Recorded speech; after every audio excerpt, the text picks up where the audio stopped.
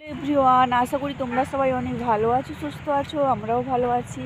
আজকে হচ্ছে সোমবার আর এখন হচ্ছে সময় সকাল 8টা। তো এখন থেকে ব্লগটা শুরু করলাম, দেখতে থাকো। আশা করি তোমাদের অনেক অনেক ভালো লাগবে। আজকে সারাদিন কী করি না করি যতটা পারবো তোমাদের সাথে শেয়ার করার চেষ্টা করবো। তো সকাল সকাল বেরিয়ে পড়েছি একবারে সকালে, কী বলে, হালকা রোদের কুয়াশা জড়ানো পাকা ধানের ক্ষেত দিয়ে আজকের ব্লগটা শুরু করলাম। ঠিক আছে, তো কন্টিনিউ করতে থাকো। আই হোপ তোমাদের ভিডিওটা দেখতে অনেক অনেক ভালো লাগবে।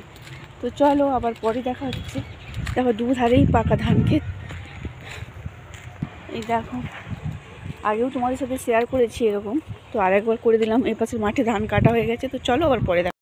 আসলে সকাল সকাল যাচ্ছিলাম আমাদের পুরনো বাড়ি আর কি। আমাদের বাড়িটার রাস্তা রোড রাস্তার ধারে, আর আমাদের পুরনো বাড়ি ছিল ভিতর দিকে। তো আমরা উঠে এসে এখানে বাড়ি করেছি, আর সেখানে কিন্তু সবাই আছে আর কি। তো দেখো সেখানেই যাচ্ছিলাম, আর বাড়িটা মাঠের মাঝখানে আর কি, ওই জন্য পরিবেশটা খুব সুন্দর। তোমাদের সাথেও শেয়ার করলাম। তো আমি না আরও কিছু ক্লিপ নিয়েছিলাম, কিন্তু সেগুলো কি করে ডিলিট হয়ে গেছে বুঝতে পারলাম না। তো চলো এটুকুই শেয়ার করলাম। কর্তমশাই তো আমার ওই চারাটা, কুন্দফুলের চারাটা মনে হয় এমন সার দিয়ে বাঁচবে কিনা ঠিক নেই। তো আমি সে বাড়ি গেছিলাম, দেখালাম সব কিছু।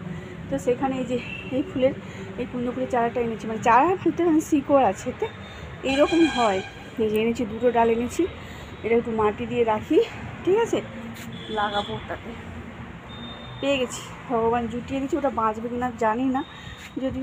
তো চলো, সময় হচ্ছে 11টা 35। তো আমার সব রান্না হয়ে গেছে। ভাত হচ্ছে আজকে, বিশেষ কিছু যদিও রান্না হয়নি। করতে বসে অনেক কিছু শাক এনেছে, 2 রকমের শাক।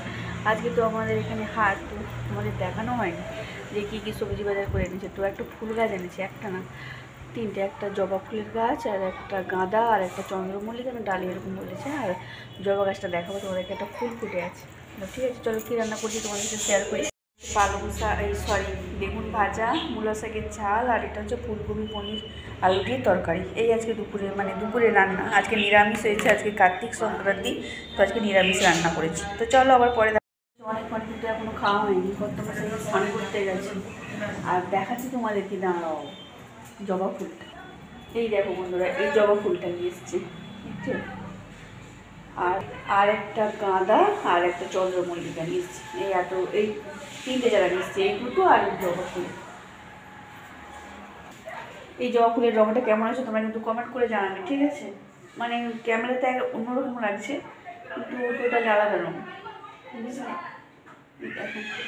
বিকেল 3:30। আজকে তাড়াতাড়ি ছাদে চলে এসেছি, গাছগুলো লাগানোর ব্যাপার আছে।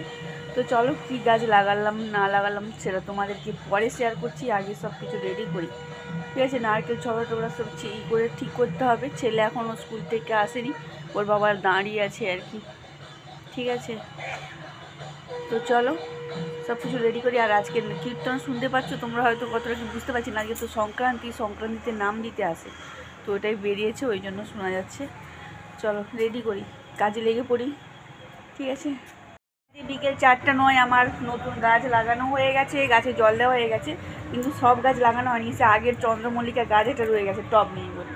দেখাচ্ছি তোমাদেরকে, দাঁড়াও বন্ধুরা। সব গাছগুলোতে জল দেওয়া হয়েছে, আর নতুন চারা, এই যে এই জবা ফুলের চারাটা বসিয়েছি। এই কুন্দ ফুলটা যে নিয়েছিলাম সে বাড়ি থেকে, সেটা লাগিয়েছি। আর এই গাঁদা ফুলটা লাগিয়েছি। আর হ্যাঁ, আর এই চন্দ্রমল্লিকাটা লাগিয়েছি, এটা আজকে নিয়ে এসেছিলো কর্তামশাই। আর দেখো এই ফুলের কালারটা কত সুন্দর লাগছে, তোমরা কিন্তু জানাবে কেমন লাগছে, ঠিক আছে। কুন্দ ফুলের চারা তো লাগিয়েছি, ডাল। তো হবে কিনা জানি না, বর্ষাকালে লাগালে একবারে 100% হয়ে যায়, কিন্তু এই সময় লাগাচ্ছি, হবে কিনা তার ঠিক নেই। তো তবুও লাগালাম মনের সান্ত্বনা দেওয়ার জন্য, যদি বাঁচে। আর সেটা যদি বাঁচে তো আরও ভালো।